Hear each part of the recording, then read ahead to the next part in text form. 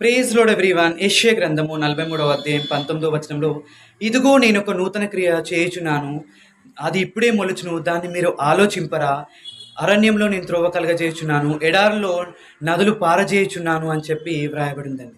ఈ నూతన సంవత్సరం గాను దేవుడు మనకిస్తున్న వాగ్దానం ఏంటంటే, మీ జీవితంలో నేను ఒక నూతన క్రియ జరిగించబోతున్నాను అని చెప్పి. గత సంవత్సరంలో మీరు ఎంతగానో ప్రయత్నించినప్పటికీ, ఎంతగానో ప్రయాసపడినప్పటికీ, ఎంతగానో ప్రయత్నించి విఫలమైన వారిగా ఉన్నారేమో.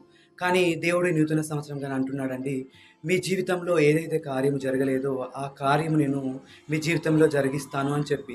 మీ జీవితం ఒకవేళ గత సంవత్సరము అరణ్యంలాగా ఉందేమో, ఎడారిలాగా ఉందేమో, ఎటువంటి ఫలింపు లేదు కావచ్చు, ఎటువంటి ఆశీర్వాదం లేదు కావచ్చు. మీ జీవితంలో నేను ఒక క్రియ జరిగించి మిమ్మల్ని ఆశీర్వదించి మిమ్మల్ని అభివృద్ధి పరుస్తాను.